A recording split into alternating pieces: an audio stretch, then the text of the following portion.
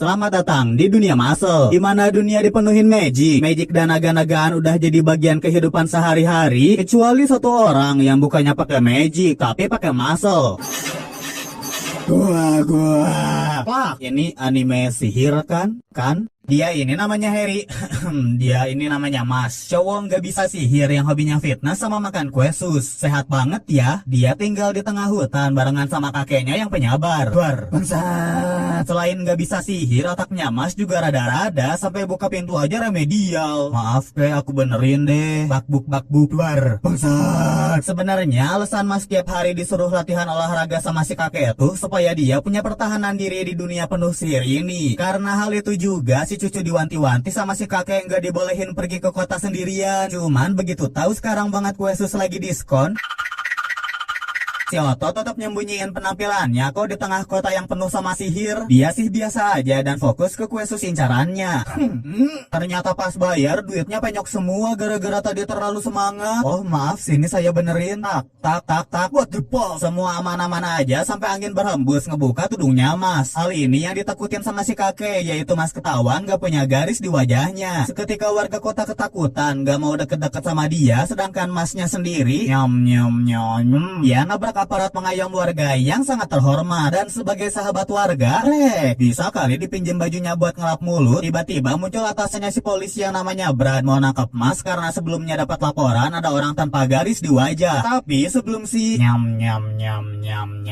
mau ditangkap, Mas keburu dibawa kabur sama kakeknya. Nggak bisa lepas dari Brad segampang itu dong, soalnya bakal dilacak sama sihir. Mas yang udah nyampe rumah langsung kena ceramah panjang lebar si kakek. Kelihatan banget nyeselnya. Jadinya sebagai hukum si muka datar disuruh latihan lagi. Sejujurnya Mas beneran anak baik kok. Contohnya sengaja ke kota buat beliin kue sus, walau kadang-kadang tunggu, silakan tuan. Oh iya makasih kek. Sayangnya kebaikan Mas nggak berarti di dunia ini. Abisnya si Otot nggak punya garis wajah. Makanya para polisi tadi sampai repot-repot ngegerebek rumah di tengah hutan buat nangkep Mas. Padahal yang dicarinya lagi baling-baling barbel, tari Rusia barbel, dan semenit kemudian udah beres. Alala kue sus. Pulang-pulang dia nggak dengar si kakek disiksa para polisi gara-gara ngelindungin orang tanpa garis wajah. Baru ketahuan lah orang-orang tanpa garis wajah berarti nggak punya kemampuan sihir, nggak punya privilege apapun di dunia ini, termasuk hak buat hidup. Contohnya aja kayak si kakek yang kekuatan sihirnya semprit doang, dikucilin sama keluarga, disalah-salahin sama bos, sepanjang hidupnya cuman minta maaf sampai akhirnya dia muak sama keadaan sekarang. Dan sebelum dia bertindak gegabah, muncullah Mas tanpa garis wajah yang dianggap dibuang keluarganya. Sejak saat itulah si kakek ngadopsi dia dan gak bakal ngebiarin cucu nemunya ngalamin penderitaan yang sama, yang sekarang aja masih ditendang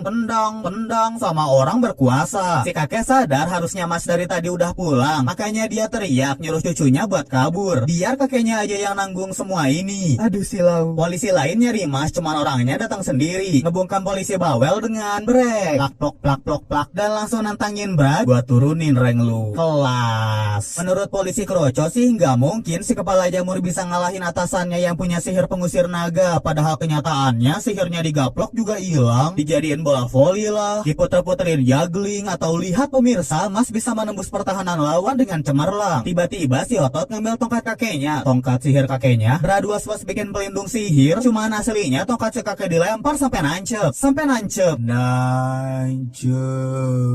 Plik. Ini anime sihir kan? Kakeknya Mas aja kaget loh. Tujuannya si cucu disuruh ngelatih badan kan cuma buat pertahanan diri. Kok bisa gitu jadi OP gini? Pokoknya gara-gara kejadian itu mereka udah nggak akan bisa hidup tenang. Tapi Brad ngejakin bikin kesepakatan nih. Di dunia ini ada yang disebut Divine Visionary. Simpelnya orang-orang yang paling berkuasa dan pasti semuanya punya sihir maha dahsyat. Mas disuruh jadi Divine Visionary buat ngebuktiin orang tanpa sihir juga diterima oleh Tuhan. Brad bakal nge-backing dia kok. Paling bayarannya cuma kekayaan ketenaran doang. Kalau kesepakatan ini ditolak, siap-siap aja dikejar sampai ke ujung dunia seumur hidup. Akhirnya kesepakatan tadi diterima demi bisa hidup tenang bareng kakeknya lagi. Langkah pertama Mas jadi Divine Visionary itu harus masuk sekolah sihir, dan segala rintangan bakal dia laluin pakai slogan tinju dibalas tinju. Cuman sebelumnya Mas harus lulus beberapa ujian biar bisa sekolah di sekolah sihir Hall Sekolah Sihir Eastern. Katanya kurang dari 3% pendaftar doang yang lolosnya, dan jelas pada punya kekuatan sihir di luar prediksi badan kagem. Dari awal aja udah diliatin sama si penguji yang namanya Luci, ngawasin semua peserta, mau itu yang lagi ngapalin atau yang lagi Lah, peserta yang dipenuhin keabsurdan gitu langsung ditandain dong. Udah orangnya baca buku otot di ujian masuk sekolah sihir, ada ahli kamuflase pula di belakangnya. Untungannya garis wajah bohongannya Mas nggak dinotis sama Luci, soalnya dia tiba-tiba muncul pakai sihir api. Pada heboh ngeliat si penguji yang punya segudang bakat ilmu menguasai banyak sihir di usianya yang panas nggak ya muncul dari api tadi. Beneran gua tandain lu nya. Ujian masuk dimulai dari tes tulis yang tempatnya disediain langsung sama Luci si penyihir terpandang. Padahal bisa ujian di kelas aja kan ya. Sabar. Gak perlu repot-repot mikirin si jamur kok. Abisnya Luci yakin dia bakal gagal di tes pertama. Yang punya kekuatan sihir aja kesusahan nyihir supaya teksnya diem. Apalagi makhluk kurang ajar kayak Mas. Cuman kalau buat si Gigacet, diem. Tes tulisnya selesai dengan sempurna. Mau dites macam-macam juga bukan halangan bagi Mas. Si penguji yang kehabisan cara jadinya bikin labirin penuh perangkap. Para peserta harus keluar dari sana dalam 30 menit. Tiba-tiba ada cewek bernama Lemon yang ngajakin pergi bareng-bareng biar lebih efektif aja gitu kayak kerja kelompok. Emang beneran kayak kerja kelompok, soalnya si cewek malah jadi beban. Digangguin monster lah, dipegang-pegang tangan lah, kejeblos perangkap lah. Kerja kelompok banget kan? Nggak lama Mas ngedenger teriakan mau nyamperin sumber suaranya, tapi Lemon nyihir seotot biar nggak bisa gerak. Belum. Diem-diem dia pengen nyegah Mas biar gagal ujian. Sayangnya sih sihir panahan tadi cuma styrofoam of aja bagi si otot. Malah Lemon yang shock, sedangkan Mas langsung ngacir. Tadinya si cewek mau ngejar, tapi keburu dicegat sama Sping yang ngasih pertanyaan, apa bedanya fitnah dan fitness? Mau ngelawan juga susah gara-gara tongkatnya dibuang si Sping. Jawabannya nggak bakal kepikiran di posisi dia yang panik gini. Mungkin ini karma karena udah ngejebak Mas. Tapi sebelum Lemon nerima penghakiman dia, gebuk. Mas balik lagi nolongin si cewek, ngerasa kasihan aja dan pasti Lemon punya alasan tersendiri. Mereka bisa ngobrol lebih banyak nanti, soalnya harus buru-buru keluar dari labirin yang dengan gampang dijebol sama si Otot. Diprotes lah sama para peserta yang ngerasa tersaingin sambil marahin, mana ada labirin ditabrak. Maaf, nyasar dulu dikit elah. Bener. Pulang aja lo sana. Dengan pulang. Satu-satunya yang ngebela Mas cuma Lemon, soalnya dia mau nikahin aku. Gak bilang maksudnya Mas itu mau ngegendong Lemon yang luka, tapi dianggapnya ngegendong ke pelaminan. Aduh, aku kan jadi malu. Gak bilang Lemon juga cerita dia disuruh sama Luci ngehambat si Otot dengan bayaran ujian si cewek dilulusin. Sayangnya gara-gara ngomong jujur si penguji menggunakan kekuasaannya mau ngegagalin mereka. Sebelum situasi makin ricuh, kepala sekolah Walberg ngambil alih ujian. Luci diminta menghadap ke ruangannya nanti, sedangkan sekarang si kepala sekolah mulai tes wawancara yang dimulai dari Mas. Pertanyaan-pertanyaan standar lah, kayak alasan pengen masuk sekolah, ngejelasin kejadian di labirin tadi, atau ngejelasin awal mula perang takjil. Nanyain juga pernah nggak sih Mas kepikiran ada orang yang lebih hebat dari dia. Terus ujung-ujungnya kepala sekolah Walberg nunjukin kekuatannya. Roh orang sayangnya Mas alias si kakek dipindahin ke boneka ini. Seandainya Jarum udah nusuk bonekanya, jangan harap bisa ketemu lagi sama pemilik rohnya. Maksudnya si kepala sekolah tuh ngajarin Mas biar jangan gegabah. Tapi siapa coba yang bisa nebak apa yang ada di pikirannya si Otot? Sihir kuat gini aja ditahan pakai ototnya dan malah nantang balik adu kekuatan. Ngelihat keseriusannya, jadilah kepala sekolah Walberg nyebut Mas di Akademi Sihir Easton. Sedangkan kakeknya, apa ini surga? Benar sekali, akulah bidadari. Hari pertama sekolah dimulai sama pelajaran, lupa itu nama ibunya siapa, tar aja lah kalau ingat. Yang ngajarin step by step jadi pencuri andal. Oh iya jelas Mas, gini Bu, sihir goblok, pakai sihir lah goblok. Kalau dari awal aja udah bikin ribut gini, nggak akan ada yang mau ngedeketin dia. Khususnya murid yang namanya Vin. Dia berharap jangan seasrama sama si Otot, tapi kenyataannya pintunya kecopot. Kepaksa kenalan sama Mas, terus dikenalin ke ini Kevin, ini Mike. Vin sama sekali nggak bisa ngertiin teman seasramanya ini. Palingan Vin tahu teman barunya maniak Wesus dan sering teledor kalau urusannya sama sihir. Contohnya aja disuruh bawa sapu terbang, tapi yang dibawa Mas malah dan kayu buat apa anjing. Untungnya mau dipinjemin kok. Sayang itu nggak nutup kenyataan si Otot nggak punya kekuatan sihir. Naik hening. Disuruh naik berkali-kali juga nggak mau gerak sapunya. Jadi dia diajakin murid lain dan buat ngelawan ejekannya, naik. Hah? Masih belum puas ngejelek-jelekin si Jamur, sekarang dia ditantang buat balapan sapu. Sebuah kesalahan besar, abisnya begitu Bu Guru ngasih aba-aba mulai, Mas langsung melesat. Rekor dunia baru telah tercatat. Semua pada terpukau, kecuali Vin, soalnya tahu Mas cuma ngelempar sapunya. Nyusul dari belakang, dan jadilah naik sapu terbang. Dalam kurung tapi dilempar. Lagi-lagi diprotes sama murid tadi, cuman mulutnya dijahit sama murid setelan ijo yang namanya yang namanya Kafil. Nggak sempet ngobrol banyak gara-gara ada Bu Guru. Pokoknya Kafil nyuruh Mas balik ke sini lagi sepulang sekolah. Konon kabarnya nggak ada yang berani ngelawan si murid pirang karena ayahnya orang yang punya power di Kementerian Sihir. Gak mungkin deh kalau nggak tahu keluarganya Kafil. Tahu kok, tahu. Selain itu, keluarganya Kafil di backing wakil kepala sekolah, makanya mau kurang ajar di sekolah juga mana-mana aja. Tindakan mukul-mukulin murid nggak akan dianggap kalau pelakunya si sampah ini. Dari semua obrolan tadi, harusnya Mas ngikutin kemauan Kafil buat ketemuan sepulang sekolah ya. Cuman dia lagi sibuk bikin kue sus. Sedangkan Kafil ya kesel sendiri nungguin yang gak dateng-dateng. Gara-gara itu besoknya buku pelajaran Mas tiba-tiba rusak. Vin kelihatan khawatir abisnya temannya disamperin si Bianchero. Sosok ngajak ngobrol tentang Divine Visionary yang jadi tujuannya Mas. Yang ujungnya Kafil mau ngebantuin si Jamur pakai koneksi dia asalkan Mas mau jadi babunya. Widih sabi. Dan tugas pertamanya, woi bawain tas, oke. Semirin, oke. Terus-terusan diperintah. Dan kalau orang biasa sih mentalnya udah gak akan kuat. Semua tugas babunya udah dilaluin tapi tetap aja di pelajaran besok bukunya Mas rusak lagi. Minta bantuan lihat bukunya Vin. Duh enggak deh, lihat yang lain aja. Makasih, tertolong aku. Ganjing. Pokoknya Mas bersyukur banget punya teman hebat kayak Vin di sekolah. Bedalah kalau dibandingin sama Kafil yang sengaja numpahin air terus nyuruh si Otot ngelapin bekasnya. Ngok. Tara. Seriusan bro? Nggak sengaja bukunya Vin ke bawah Mas dan pas mau dibalikin dia lihat temannya disiksa sama Kafil. Ternyata selama ini yang ngerusak buku si Otot tuh dia. Dipaksa, diancam sama si murid tengil. Tapi karena ngerasa bersalah apalagi Mas nganggap Vin tuh orang hebat, dia mutusin ngelawan Kafil dan hasilnya disiksa gini. Halah curut doang banyak gaya. Dah yo Mas kita ketemu orang dalah tanpa ragu. Gila dong sampai 2 kali dibanting. Dia baru kepikiran kejadian ini bisa bikin dia dikeluarin dari sekolah. Belum lagi dari tadi wakil kepala sekolah nyaksiin aksi kekerasannya Mas. Status kamu sama anak pejabat itu beda ya. Are you kidding me? Wakil kepala sekolah mau.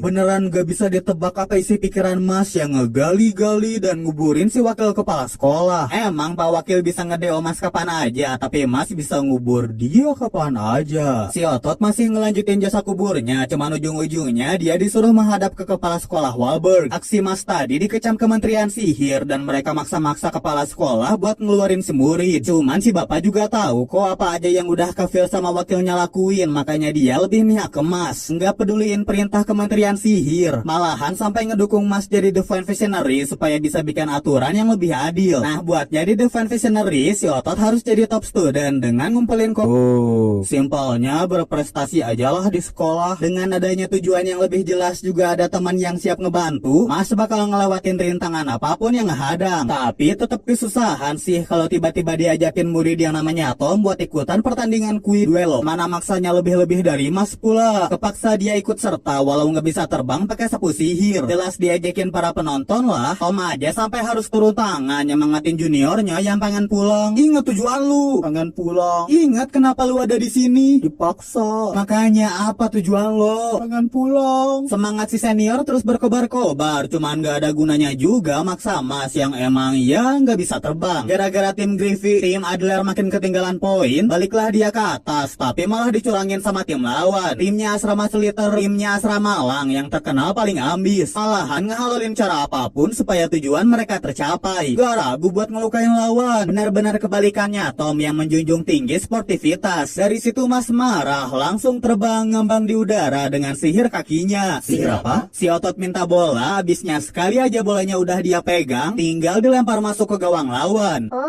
It's amazing. Sayangnya tim Adler ketinggalan 59 poin dan nggak akan sempat ngejar kalau main pakai cara biasa. Kalau main pakai cara biasa loh, bola yang dilempar Mas balik lagi, terus balik lagi, terus balik lagi, terus balik lagi, gitu aja main sendiri sampai poin tim Adler sampai mentok. Hasilnya pertandingan ini dimenangin Adler berkat kerja nggak kerasnya Mas yang dihadiahin pecahan koin perak. Tiba-tiba disamperin sama Tom karena terharu bikin timnya menang. Cuman diem-diem ada nih satu orang yang nggak suka sama kesuksesan si Otot. Identitasnya baru keungkap pas murid-murid gabut pada ngumpul disamperin serambut biru yang namanya Lens. Seketika ngurung temannya Mas di kendi kaca. Astaga, jadi tuyul. Mereka pindah ke hutan sekolah soalnya Lens ngajakin dia duel. Emang bakal mertaruhin pecahan koin perak, cuman si biru juga nyandra teman-temannya Mas supaya lawannya nggak bisa nolak. Dia benci aja sama Mas yang terkenal, bisa jadi penghambatnya Lens. Habisnya dia juga punya tujuan jadi Divine Visionary. Kayaknya lawan Mas kali ini bisa dibilang susah karena Lens punya dua garis di wajahnya. Tanda pemiliknya tuh punya kekuatan sihir yang kuat, dibuktiin sama sihir gravitasi. Nggak ada yang bisa berdiri setelah kena sihir ini, tapi emang nggak perlu sih kalau Mas, soalnya dia narik akar pohon dari dalam tanah, bikin keadaan berbalik. Lens sujud di tanah, Mas berdiri dengan gagah. Si biru ngeluarin lagi sihir gravitasinya, cuman trik yang sama nggak akan mempan buat si Otot. Liantinnya Lens jatuh, diambil Mas yang langsung. Waduh, peodjir, ngawur. Isi liontin itu tuh foto adiknya Lens, foto adiknya tersayang. Baginya nggak ada yang lebih berharga dibanding sang adik. Waduh, peod. Dari dulu adiknya itu selalu peduli sama si kakak, selalu khawatir tiap kali kakaknya berantem melawan bocil sekitar. Tapi dia juga bangga karena si kakak berantem tuh buat nolong bocil yang suka dibully. Hubungan adik kakak idaman banget lah. Tapi suatu hari si adik kena penyakit yang bikin kekuatan sihir sama garis wajahnya hilang dalam waktu 5 tahun. Sesuai aturan negara, orang tanpa kekuatan sihir harus diserahin ke pemerintah. Kelas Lens ngamuk dong, gak akan ngebiarin adiknya diambil. Dari situlah dia bertekad jadi Divine Visionary demi nyelamatin adiknya. Waduh, peod. Obrolan sama pertarungan mereka nemuin jalan buntu. Kepaksa Lens ngejatuhin para sandera ke jurang dan pas Mas nyoba nyelamatin mereka, disitulah si Otot bakalan diserang. Tadinya gitu sih, cuman Mas pakai sihir Otot yang bikin otot-ototnya menjerit supaya dia bisa das nyelamatin teman-temannya dalam sekejap. Dari sini juga Mas tahu Lens bukan orang jahat. Kan di cermin yang dijatuhin tuh palsu, sedangkan yang asli tinggal dicari di set. Kan di tuyulnya berhasil diambil. Udah nggak ada alasan buat bertarung. Apalagi Mas juga ngucapin kata-kata yang mirip sama yang pernah dibilang adiknya. Alhasil Lens nyerah dan ngasihin pecahan koin para kemas. Koin-koin ini nantinya bakal jadi inceran asrama-asrama lain, dimana asramanya itu ada asrama Adler penuh keberanian dan keyakinan yang kuat. Orka berilmu padi dan bijaksana, Lang yang sangat berbakat dan berambisi. Perlu 5 pecahan koin perak buat ditukar jadi 1 koin emas. Sekarang Mas punya 2 pecahan, yang berarti dia cuma perlu nyari 28 pecahan koin perak. Ih tolol. Untungnya sih masalah-masalah kemarin selesai dengan aman, tapinya mereka kelupaan ngerjain PR ramuan. Percuma aja punya koin kalau nggak ngerjain tugas sekolah. Pasti diajakin Lens soalnya Mas bikin nama Adler jadi jelek sihir liontin. Iya. Jadinya si biru mau ngebantuin mereka ngerjain PR ramuan berbahan dasar mandragora. Bahan ramuan yang efektif tapi harus disihir dulu biar tenang, barulah bisa diolah. Finn kesusahan bikin mandragora diem, sedangkan Mas diem. Udahlah, nggak usah dibahas dia mah. Mending fokus ke Finn yang perlahan-lahan bisa nyihir mandragora buat tenang. Dan kalau kita balik lagi ke Mas, Wah, udah diem. Lanjut ke sesi berikutnya, yaitu sesi masak-masak. Cuma perlu dipotong dikit-dikit, oseng-oseng, tabur-tabur, jadilah green tea. Terima kasih resepnya bun. Woi. Dipotong dikit-dikit, oseng-oseng, tabur-tabur, jadilah kue sus. Kenapa? Biar nggak ada kesalahan, sekali lagi diulang bareng-bareng cara masaknya. Bener-bener diperhatiin dan jadilah kue sus. Lu goblok ya, makasih. Tujuan awalnya si biru ngebantuin sih biar ada kesempatan bilang Mas nggak boleh kalah dari orang lain selain ngelawan dirinya. Cuman gara-gara dari tadi gagal bikin ramuan, retry gas dan tetap aja jadinya kue sus mandragora. Enak. Di saat mereka masak-masakan, terjadi pergerakan besar dari asrama Lang yang mulai ngerebut koin-koin murid asrama lain. Mereka juga bakal ngelakuin sesuatu di pelajaran sekolah kali ini. Pelajaran ngebasmi monster kalajengking di hutan. Monster-monster ini punya batu di kepalanya dan bisa ditukar sama koin. Kesempatan buat farming lah pokoknya. Cuman yang terpenting murid-murid harus harus pada survive. Tiba-tiba datang murid yang namanya Dot nyamperin gengnya Mas, nganggap dirinya tuh main karakter gitu. Padahal kalau dilihat dari ngumpulnya orang-orang juga adanya waifu, kelihatan jelas dong siapa MC-nya. Gara-gara itulah Dot ngamuk-ngamuk, marah-marah, nggak rela ada orang yang lebih bersinar daripada dirinya. Versus Mandragora enak loh. Woi ngent. Bukan cuma si Merah aja yang marah. Muncul Silva dari asrama Malang nantangin Mas yang belakangan ini so jago di sekolah. Nggak ragu ngehajar si Otot pakai sihirnya, terus pura-pura polos di hadapan guru. Baru sekarang loh Mas nunjukin muka nggak suka gini. Lens nyoba nenangin, padahal alasan si Otot bermuka tadi tuh karena Yesus aku aman, gelut lagi yuk. Kalau udah tahu Mas lagi diincar, mending masuk ke hutan bareng-bareng. Tapi baru juga jalan sebentar, ore hilang. Di sana si Otot malah ketemu Dot sama Mbak yang lagi diincar. Seketika si ngaku-ngaku MC ngeluarin sihir bomnya buat nolong si Mbak. Wah, makasih. Perkenalkan nama saya Dot. Mungkin inilah waktunya Dot beneran jadi MC. Udah nolongin cewek, ceweknya deket-deket, si MC salah tingkah. Sebenarnya ini sihirnya si Mbak sih yang bikin orang terpikat sama dia. Nggak akan ada deh yang bisa nahan susuknya, kecuali makasih lo udah nolong aku. Aku tadi diem Mbak. Nggak tadi Masnya ngebantu banget. Bahalu ya. Dia sama sekali nggak nyangka ada yang gagal dipikat. Seenggaknya Dot udah terpengaruh sih. Bisa dimintain bantuan buat ngelawan Silva yang juga ngejar si cewek. Dan panjang umur orang jahat, Silva muncul nyerang mereka semua. Dot langsung bledak, bleduk. Mas langsung nontonin si murid lang yang nahan sihirnya Dot pakai sihir batu mineral. Cuma cukup sekali serang buat bikin keadaan berbalik sekaligus ngelempar kue susnya Mas. Perbedaan kekuatan sihirnya Dot sama Silva jelas jauh. Untungnya Silva mau berbaik hati nih. Dia bakal biarin si cewek pergi asalkan cowok-cowok nahan serangan sihirnya sebanyak 5 kali. Pecahan koin perak juga bakal dikasihin kok sesuai peraturan sekolah kalau ngelakuin challenge. Sebagai katanya MC, Dot bersikap gentleman mau ngambil bagiannya Mas. Yang berarti si Merah bakal nerima serangan Silva 10 kali. Nggak rela aja gitu ngelihat karakter figuran kena siksa. Alhasil Dot pasang badan, kena 1 kali, kena 2 kali, kena 3 kali, terus diserang sampai 9 kali. Hebatnya si katanya MC masih bisa bertahan. Serangan ke-10 lebih kuat dari sebelumnya. Dan serangan tadi juga nggak mampu bikin Dot jatuh. Dia tahu Silva nggak akan nepatin janjinya, makanya nyuruh Mas buat bawa kabur si cewek meski Dot bakal dihajar lagi. Sedihnya dari awal perasaan si katanya MC udah dimainin. Selama ini si cewek tuh temannya Silva yang tugasnya nipu-nipu. Ditipu. Barulah si MC beneran bertindak, nggak bakal ngebiarin para penjahat ngelakuin apa yang mereka mau. Mas bilang ikutan yang serangan 10 kali tadi itu loh, lanjut diserang beruntun terus nahan batu mineral. Sekarang gilirannya si Otot, sihir trisep. Ngancurin sihirnya Silva, hantem lawannya sampai kepental. Belum cukup segitu doang, ya tinggal Mas smash, gebuk.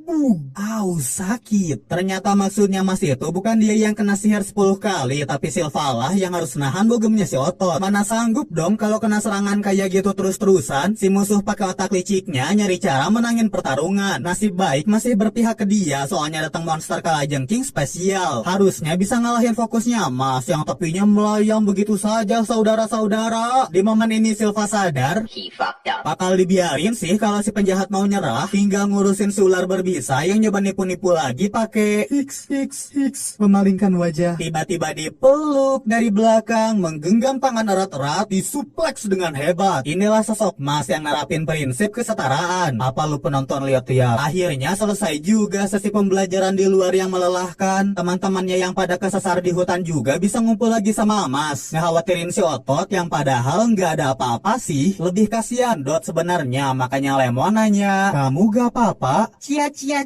Aduh beneran ini jadi OVJ. Dot curi-curi kesempatan minta maaf ke Mas, tapi sifat ramah gini nggak pantas lah sama image-nya. Mending sosokan jadi MC tukang ngambek. Begitu suasana udah enakan, Lens mastiin lagi apa yang bakal mereka laluin mulai dari sekarang. Khususnya mereka bakal diincar terus sama grup elit nyalang yang disebut Magia Lupus gara-gara koinnya Silva direbut Mas. Kalau ditambah poin yang didapat dari ngalahin monster kalajengking, Mas sudah berhasil ngumpulin 1 koin emas. Silau. Makanya jangan dideketin. Aslinya nih si Otot baru tahu sekolah sihir Eastern punya 3 asrama. Diingetin ulang lah pas mereka semua baru lulus ujian, murid-murid bakal ditempatin di asrama yang sesuai dengan kepribadian mereka. Yang nentuinnya itu kuda tulang Lebipa yang terkenal bijaksana. Pasti nggak akan salah nempatin murid. Cuman begitu Mas di Terawang, Wesus. Seumur hidupnya si kuda bertanduk baru nemuin kasus gini. Murid nggak punya keinginan, ambisi atau apa dan cuma pengen Wesus. Alhasil si penentu ngebacot seadanya terus nempatin Mas ke asrama Adler. Lah itu lu. Balik lagi ke pembahasan awal tentang perebutan koin. Lens nyaranin semuanya jangan ada yang bergerak sendiri. Kemana-mana harus bareng soalnya cepat atau lambat Magia Lupus bakalan nyerang. Bener-bener grup tanpa ampun. Silva yang dikalahin Mas aja dijadiin boneka karena mencoreng asrama Malang. Kemampuan anggota Magia Lupus ini masih misterius dan suatu saat pasti bakal ngejegal grupnya Mas. Permisi, saya nyasar asrama Adler di mana ya? Kecepatan anjir. Jelas dianggap kurang ajar, dianggap nggak berpendidikan, dianggap seorang pecundang. Apalagi begitu tahu tujuan Mas mau jadi Divine Visionary itu cuma biar bisa hidup damai sama kakeknya. Padahal menurut pemimpin Magia Lupus yang namanya Abel, we are beasts by nature. We are the superior beings. That is the law of nature. Tak bisa bahasa Inggris.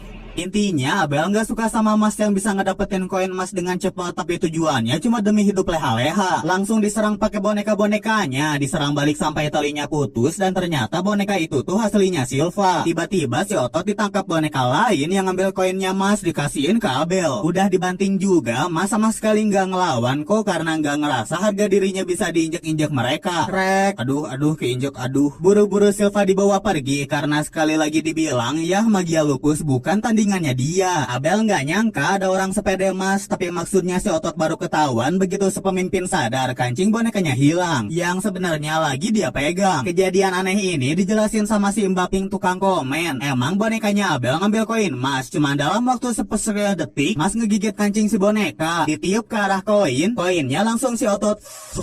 Itulah kejadian gila barusan dan Mas berhasil ngamanin koin punyanya. Nggak lama kemudian Silva yang dibawa ke ruang perawatan bangun dalam keadaan bingung. Bingung gara-gara seingatnya berubah jadi boneka. Bingung gara-gara tua. Sempat marah-marah apalagi mereka kan aslinya musuhan. Udahlah nggak usah dipikirin nanti sakit. Udah aja Silva ditinggalin soalnya Mas mau balik ke kamarnya yang udah ada teman-temannya di sana saling adu bacot. Ngapain pada di sini anjim? Kayaknya Lens setelah dan sama Dot si ngaku MC susah akrab gara-gara ngiri sama si biru yang hidupnya isi mode. Kamu ngepak-ngepak dasar nakal. Malahan saking musuhannya mereka, keluarin tongkat tuh kita bertarung. Tongkat gue becol congkak. Berantemnya jangan ngerusak kamar orang. Brak, iya kalian jangan suka ngerusak barang-barang. Ngaca anjing. Maksudnya semua pada ngumpul sih, Dad pengen ngasihin teh herbal. Nggak cocok sama background karakternya ih. Mas mau makan kue sus, Lens mau nyusun strategi ngumpulin koin emas. Pengen pacar. Jaka sembung bawa golok, nggak nyambung goblok. Untungnya datang Lemon ngasih info. Aduh, jangan liatin aku. Enceng. Lemon ngebawa mereka ke tempat timbangan sihir yang nampilin perolehan koin emas tiap asrama. Sekarang Lang posisinya numero 1, sedangkan Adler cuma punya koinnya emas. Yang satu lagi nggak usah dianggap lah biar kelihatan wow ada persaingan gitu. Kalau gini terus Lang yang berhak nunjuk muridnya jadi Divine Visionary. Mana kakak kelas Adler lagi pada magang di luar sekolah. Itu berarti pertaruhan Divine Visionary ada di tangan seorang tukang halus. Siskon, beban, ngaku MC beneran. Dan rencana mereka buat ngebalikin keadaan adalah dengan beres-beres kandang. Ini tuh hukuman dari Kak Wahlberg gara-gara perbuatan Mas mukul orang-orang jahat kemarin. Biasalah ya pejabat di Kementerian Sihir suka so jago. Seenggaknya Lens mau nemenin Mas. Ternyata kamu peduli. Please jangan bikin sus. Diam-diam 2 orang dari Magia Lupus nyamperin mereka yang lagi sibuk digangguin burung-burung hantu. Seketika Mas kejebur sumur dadakan. Lens hampir kena serangan shuriken sihir musuhnya. Nggak usah dikenalin namanya, nggak penting. Soalnya lihat tuh kasihan Mas. Udah nggak bisa berenang, musuhnya punya jurus azab lagi dikutuk jadi manusia ikan. Si manusia azab bakal ngelawan Mas, sedangkan Lens berhadapan sama si shuriken. Sebenarnya sihir ginian bisa gampang dikalahin, tapi Tapi burung hantu di sekitar lawannya bikin si biru nahan serangan dia. Keingetan itu loh omongan adiknya, kakak nggak boleh ngelukain burung hantu. Ada burung hantu juga di belakangnya sehingga Lance kepaksa nerima serangan si Shuriken. Lawannya ngerasa kasihan sih. Harusnya Lance yang berasal dari keluarga terpandang bisa ngeluarin sihir hebat, tapi nggak ada apa-apanya. Bisanya cuma sihir gravitasi buat ngejatuhin sekop. Akhirnya si Shuriken yang gak sudi ngelihat orang lemah ngeluarin 3 Shuriken tapi dipatahin dalam sekejap. Ternyata Lance sengaja ngejatuhin sekop biar karung makanan burung sobek, terus dikerubungin burung-burung, terus tinggal digeprek deh pakai sihir gravitasi. Inilah kehebatan Lance yang berjuang demi adik tercintanya. Lanjut ke pertarungannya, Mas ngelawan Baby Shark. Langsung kaget pas ada sesuatu yang melesat, tapi lebih kaget lagi begitu tahu yang melesatnya adalah Mas. Padahal sebelumnya bilang belebek-belebek loh. Belebek-belebek-belebek-belebek. Si pemburu dalam laut yang ngerasa dirinya lagi diburu evolusi jadi megalodon. Pasti bukan masalah buat si pemula berenang yang ngebantuin lawannya biar nggak tenggelam. Ujung-ujungnya 2 orang dari Magia Lupus berhasil dikalahin dan koin mereka jadi milik Adler. Tapi tiba-tiba muncul pahlawan bertopeng melesat lewat tengah-tengah mereka. Dia matanya merah, mungkin kecolok, cuman anehnya Lance nggak bisa pakai sihir. Kekuatan aneh lawannya bukan halangan bagi sihir ototnya Mas kok, tapi hebatnya serangan si otot bisa dihindarin. Dia nggak mau perang, cuma mau ngelut 2 beban Magia Lupus terus pamit pulang. Semoga nggak ngejar. Daripada mikirin kapan musuh datang lagi, mending Mas balik ngerjain daily quest, yaitu bikin kue sus. Lance pengennya sih mereka nyerang markas musuh, cuman Mas malah sibuk nyetak kue buatan Usan. Disuruh pakai jubah asrama, tolong gelap mata aku hilang, otak lo hilang. Nggak lupa diminta jangan pergi sendirian di situasi gini, apalagi tiba-tiba Lemon ngasih tahu Tom si kakak kelas diserang. Oke, bentar ambil kue. Kakak kelas Tom diserang. Iya mau ngambil. Tom diserang. Paksa aja terus paksa. Akhirnya pada ke ruang perawatan nemuin Tom yang udah nggak semangat barengan sama murid-murid lain. Hal terakhir yang si kakak kelas ingat cuman bentar makan dulu kue sus. Dirinya sadar kekurung tapi nggak bisa ngomong, nggak bisa apa-apa. Oh gitu ya kakak. Sayang jangan gitu ah. Satu lagi yang diingat Tom, dia nggak bisa ngegunain sihirnya. Berhubung situasi makin gaswat, Lemon ngebikinin boneka pelindung bentuk sus buat Mas. Iya maka. Ih udah jangan ngeliatin terus. Jadi deh Lance sama Mas patroli malam-malam. Tiba-tiba ada Dotfin yang juga takut sendirian. Jangan beban ya. Lo yang beban tai. Udah dibilang jangan ngepak-ngepak. Baru sebentar patroli, mereka nemuin Lemon jalan sendirian di koridor. Kondisi tubuhnya aneh, badannya patah-patah, bakekok bunda. Pada sempat sembunyi, cuman keadaan Lemon tadi bikin Dot. Duh mau digimana-gimanain juga, cantik ya seng aku. Gara-gara barusan pada ngelawak, mereka kehilangan jejak Lemon. Kedengeran suara-suara aneh sih yang berarti saatnya Lance pakai sihir buat ngedeteksi gerbang menuju ruang rahasia. Si biru cuma sanggup nunjukin gerbangnya doang, sedangkan sihir si merah juga nggak sanggup ngebuka itu. Gilirannya Mas dengan otak sengkunya mukul tanah biar gerbang keangkat. Pasang jungkat-jungkit pakai pedang, tinggal diinjek.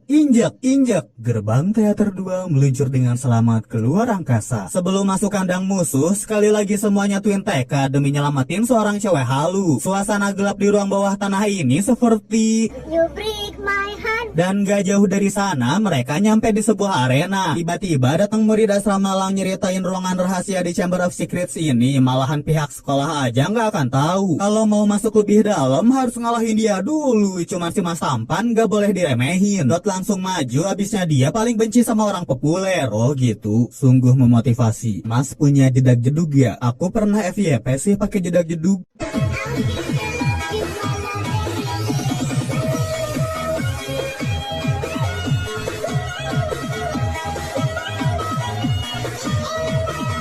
Gak usah segantang anjing. Wah, iri dengki. Kotornya hatinya. Sihirnya Mas Tampan itu ngubah tongkatnya jadi pecut tumbuhan. Sanggup buat nahan sihir ledakannya Dot. Cuman si merah punya trik lain. Dot gunain sihir bom yang nempel di tanah. Kalau kena itu nanti meledak loh. Malah dikasih tahu. Jelas Mas Tampan gak mau gerak lah. Dan emang gak perlu gerak karena sihir pecutnya bisa nangkep si merah so jago yang pantasnya ditusuk duri-duri bunga mawar. Lagian ngapain sih triknya dibongkar sendiri? Pasti Mas Tampan gak akan gerak bergerak, tapi dia nggak sadar pecutnya nyentuh sihir dot di saat itu juga meledak. Sebenarnya masih ada satu trik lagi di sihirnya, yaitu sihir bom ini tuh sihir bom waktu, dan udah waktunya buat aktif. Mas tampan kena ledakan pilar api, tapi di detik-detik kekalahannya dia tetap pasang pose fotogenik. Gua suka gaya lo. Belum juga istirahat, mereka kesedot ke dalam tanah. Tolongin ayang aku. Pemikiran gua tentang musuh kita kali ini, tolong aku nggak mau ketemu Titanic. Dasar orang-orang gila. Semuanya pada kepisah nemuin lawan masing-masing. Lance ngerasain aura jahat yang asalnya dari anggota magia lupus bernama Will.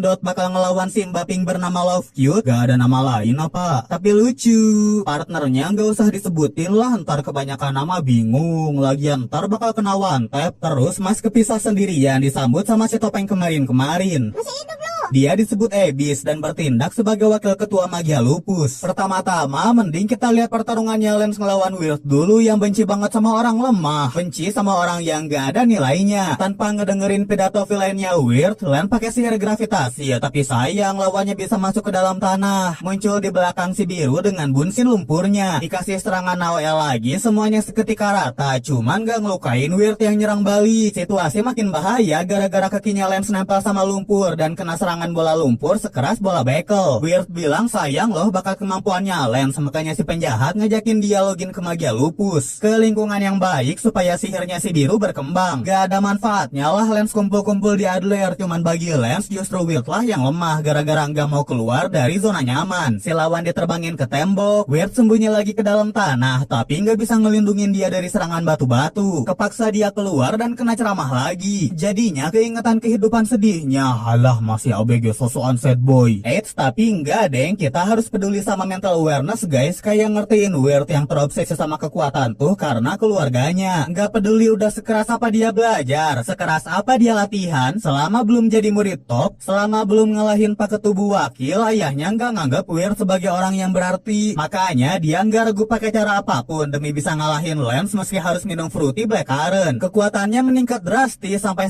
bisa ngegunain sihir tier 2 yang disebut second. Bentuk kedua sihirnya Weird tuh aura jahat yang Lance rasain sebelumnya. Cuman kalau modal gede doang, serangannya masih bisa dihindarin. Kondisi Weird ini mirip banget sama Lance dulu yang mentingin kekuatan yang belum disadarin Mas. Sekarang Lance sudah lebih ngertiin dirinya sendiri, makanya dia juga bisa ngeluarin secondnya. Berbentuk tiang-tiang gravitasi yang narik sihir lawannya ke berbagai arah supaya nggak bisa gerak, terus diakhirin sama burst Parsia tepat ke bagian tengah. Kalahnya sihirnya barusan bikin Weird ngangong-ngangong, benar-benar ngerasa jadi orang gak guna. Tapi Lance ngasihin buku lawannya yang jatuh, buku yang jadi bukti Weird belajar dengan keras buat jadi orang berada. Si biru nggak mau nganggap tindakannya Weird bener, cuman dia respect sama kerja kerasnya. Pidatoku tadi keren bingit. Lanjut ke pertarungannya Mas versus Abyss yang langsung adu kekuatan. Sayang Abyss lebih unggul dalam kecepatan sampai bisa ngegores badannya Mas. Ternyata sihirnya panah kecepatan gitu, makanya nggak heran bisa ngebling-ngebling ngelukain si otot. Walau darah-darah udah netes, tapi badannya Mas nggak ada darahnya. Aneh haji. Supaya bertarungnya makin serius, Abyss ngeliatin lemonnya lagi disedot itunya, disedot sihirnya, dan kalau nggak buru-buru ditolongin, si Halu bakal jadi orang tanpa sihir kayak Mas. Aku bisa, aku pakai sihir. Sekali lagi Abyss ngeluarin sihirnya, naik ke anak panah, langsung ngekombo Mas yang slow hand. Gerakannya sama sekali nggak bisa diikutin, sampai akhirnya pedang Abyss masuk ke roti kasur. Inilah kesempatan yang ditunggu-tunggu si Otot. Musuhnya sekarang ketangkep, tinggal dijedotin keras-keras dan hancurlah topeng yang nyembunyiin mata merah Abyss. Sumpah itu kecolok ya. Kamu nggak tahu apa arti mata merah ini? Enggak. Maaf, dimaafin. Ternyata mata merah Abyss disebut iritasi, disebut evil eye. Semua orang yang dilihat sama mata ini nggak akan bisa pakai sihir. Duh, kasihan salah lawan ya kak. Gara-gara evil eye, Abyss dibenci orang-orang, dibenci para dukun musyrik yang mengagung-agungkan sihir. Malahan dibenci orang tuanya sampai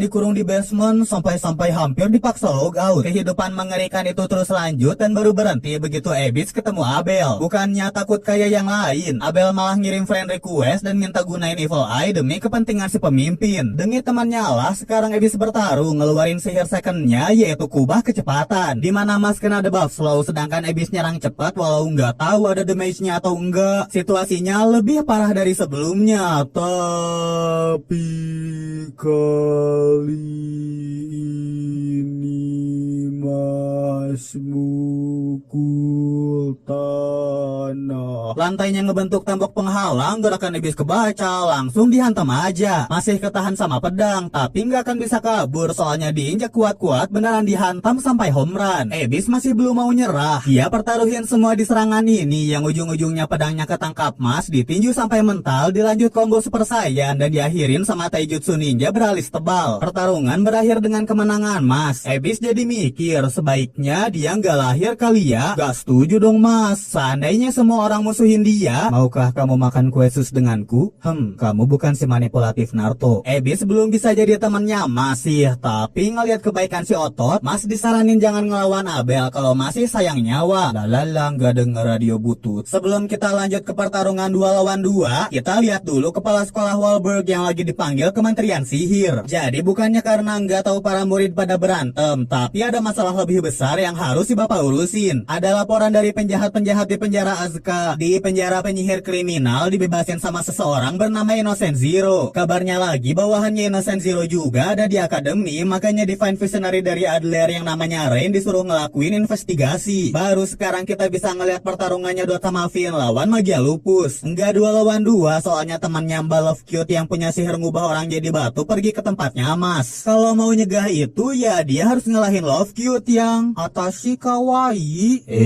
Nenek, Atashi kawaii. Sebisa mungkin Dot nahan godaan suara om-om, cuman dia nggak akan kepincut dong karena udah ngekeras Lemon. Love langsung nunjukin sisi jahatnya, gunain sihir tornado ke orang-orang yang nggak ngakuin dirinya cantik. Nenek, Atashi kawaii. Aku sukanya Lemon, kan tadi scene ini udah anjing. Lagi-lagi dia tornado sampai mental. Kali ini giliran Dot yang nyerang, ngalangin pandangan musuh supaya dia bisa ngambil tongkatnya. Love, pikiran lembek kayak gitu jelas nggak akan bikin si bom menang lah. Lebih parahnya Dot dikurung pakai pilar angin dan sekali masuk ke sana nggak akan bisa keluar lagi. Tiba-tiba dia keingetan waktu dirinya masih bocil, sering banget digangguin bocil kafling dan gak mau ngelawan. Untung kakaknya ngebelain sih, terus ngasih nasihat-nasihat jangan mau ditindas, khususnya waktu mau nolongin seorang teman. Contohnya juga kayak pas di hutan kemarin dimana dia dimain-mainin abis-abisan tapi Mas ngebela Dot. Makanya sesaat Finn sebelum kenapa-kenapa, Dot ngaktifin kekuatan terpendamnya, bisa nandingin sihirnya Love. Simbol ini disebut Irakreus, dimilikin sama maniak bertarung, muncul ketika emosi mereka memuncak, kekuatan sihir pemiliknya langsung meningkat. Inilah sosok Dot mode Irakreus yang siap gua turunin rank lu. Satu arena pada meledak, tapi nggak ngenain si Mbako, malahan disuruhnya nyah lah. Iya buang, makasih. Urusan sama Love udah selesai, cuman gak disangka si penyihir batu balik lagi nyerang Finn dan Dot sempat nolongin temannya. Tadinya dia mau ngecek doang, kok lama amat Love ngeberesin kroco. Alhasil si batu sendiri yang bakal ngabisin Dot Finn yang padahal dirinya dikalahin sihir misterius. Semuanya terjadi dalam sekejap dan yang bisa ngelakuin itu cuman Rain si Divine Visionary dari Adler. Si batu masih nyoba nyerang diem-diem, pasti ketahuan lah trik murahan kayak gitu. Jangan anggap remeh sang Divine Visionary pengguna Gate of Babylon yang gak akan ngasih ampun ke siapapun. Saatnya pindah circle. Rain gak mau denger alibi apa-apa, yang dia mau cuma info yang dia butuhin, dan kalau nggak ada hubungannya disuruh pergi dari sini.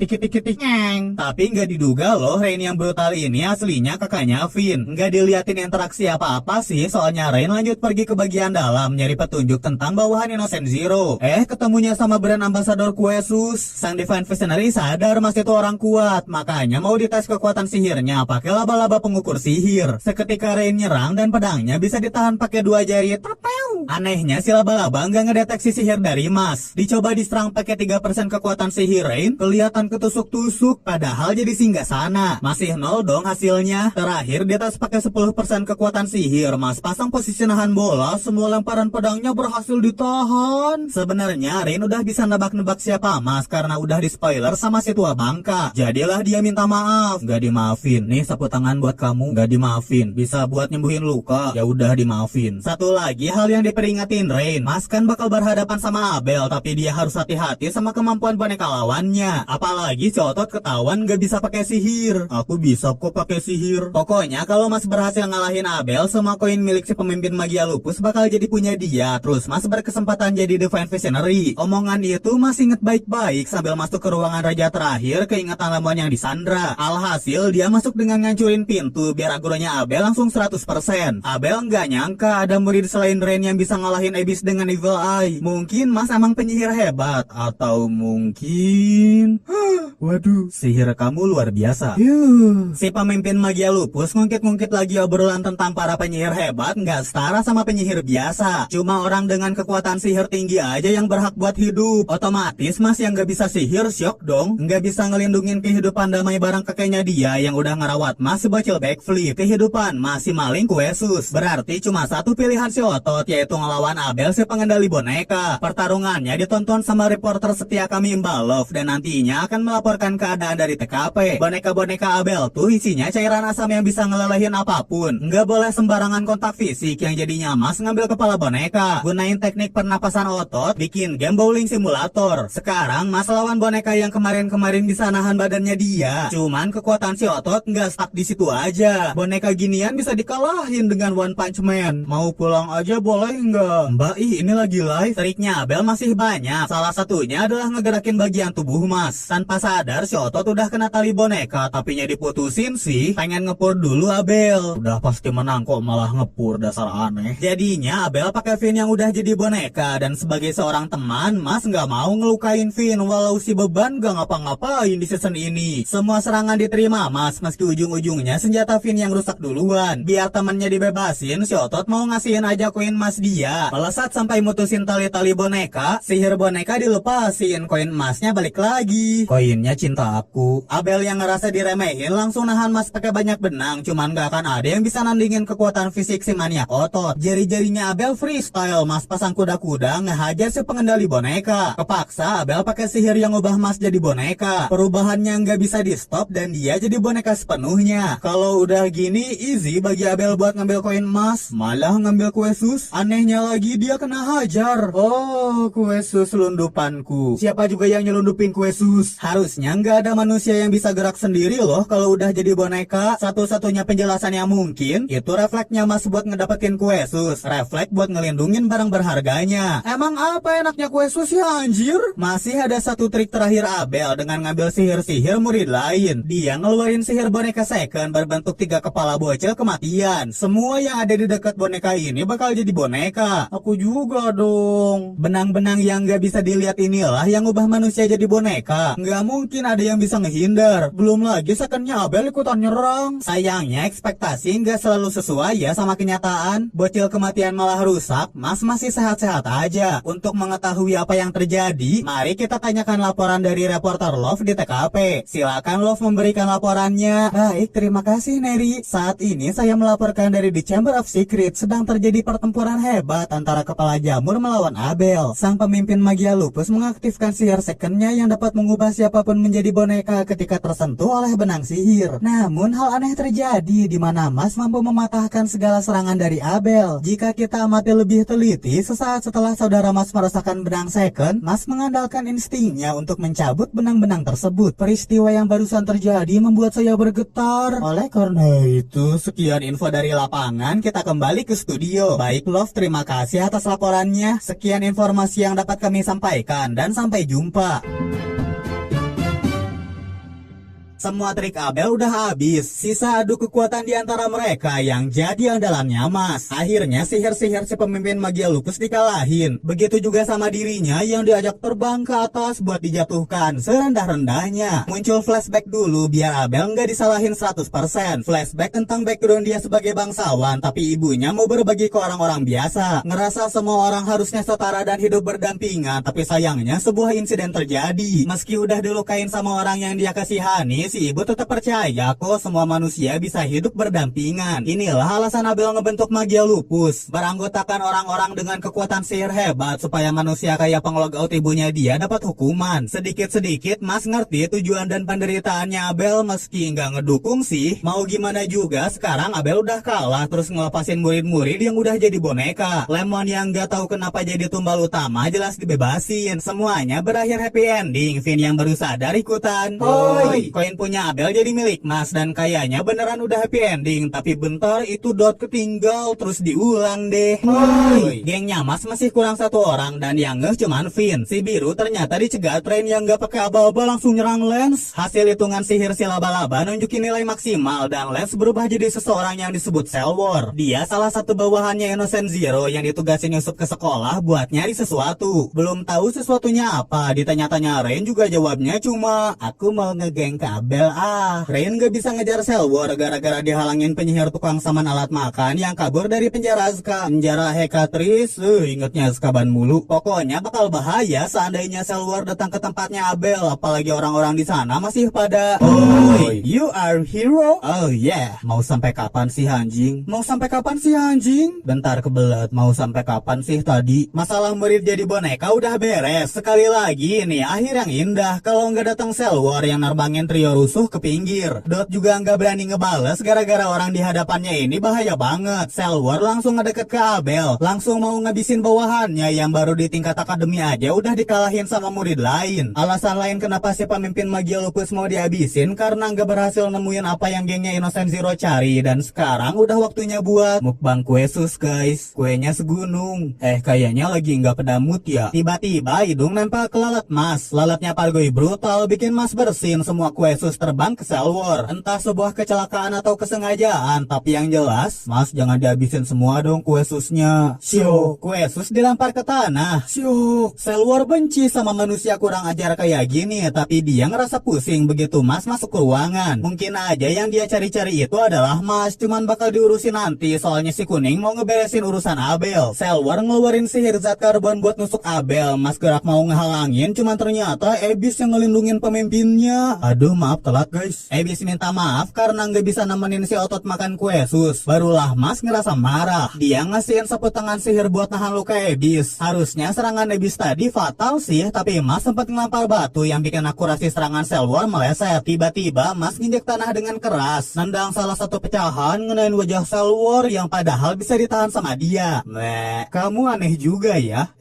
Gimana ya? Anehan kamu deh. Mau gimana juga Mas bakal ngalahin Selwar biar bisa ngebawa Ebis ke ruang perawatan. Sayangnya lawannya yang ini beda dari sebelum-sebelumnya. Dia tuh pengguna sihir zat karbon yang kerasnya ngelebihin besi. Jelas bakal sakit kalau kena telak. Kekuatan si kuning makin ngebuktiin prinsipnya Abel, dimana yang kuatlah yang berkuasa, dan sebuah kebohongan Ebis ngorbanin diri dia. Mas bilang pemikiran Abel tuh, lu punya duit, lu punya kuasa. Ebis bersedia ngelindungin Abel karena dia udah bikin Evil Eye yang dibenci orang-orang jadi punya arti. Ebis jadi punya keinginan buat hidup. Seketika Abel keingetan omongan-omongan ibunya. Dia lahir sebagai bangsawan tuh hoki doang menang gacha. Makanya harus baik ke orang lain, harus ngertiin perasaan orang lain. Ebis yang udah juga minta Abel nyelamatin diri sendiri. Makin keingetan sosok ibunya dong. Alhasil pas Selwar ngeluarin sihir yang lebih kuat, si pemimpin magia lupus pakai secondnya ngelindungin si maniak otot. Pandangannya tentang dunia mulai berubah dan dia mau kerja sama bareng Mas, walau ujung-ujungnya sihirnya dia nggak sanggup ngelawan sihir punya Selwar. Semua boneka hancur, tapi apa anjir tuh kepala gede gerak sendiri. Aslinya Mas sembunyi-sembunyi dan berhasil mukul si musuh bersama. Mas emang berhasil ngancurin bagian paling luar Selwar, cuma dalam sekejap aku udah sembuh. Dia penasaran sama sihir yang digunain Mas, langsung aja dijawab power. Dikirain nggak mau ngasih tahu kekuatannya, makanya Selwar ngeluarin jereng cermin aja. Cermin ini tuh punya kemampuan ngebalikin segala sihir sampai berkali-kali lipat. Nggak akan bisa lagi ngegunain sihir buat ngelawan Selwar, apalagi si kuning mau sembunyi.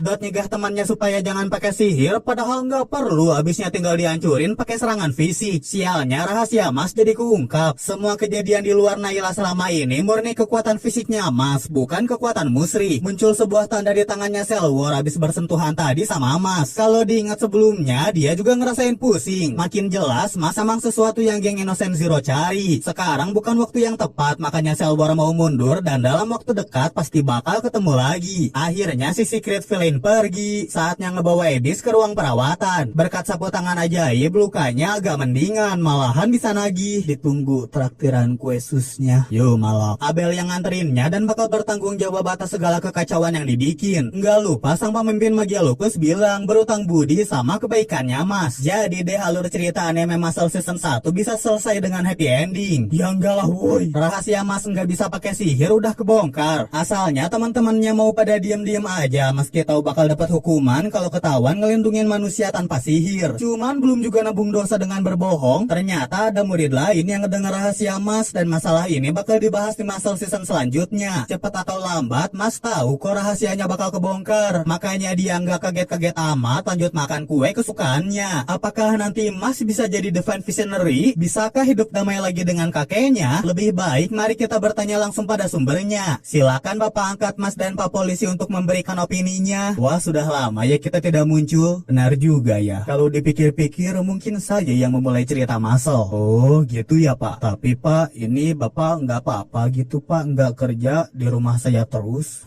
Kerja. Lebih baik saya nongkrong di sini. Ke film lagi kan buat ending. Kamu jangan sok nasehatin saya. Oh iya Pak, ya udah terserah. Demikian sekilas info.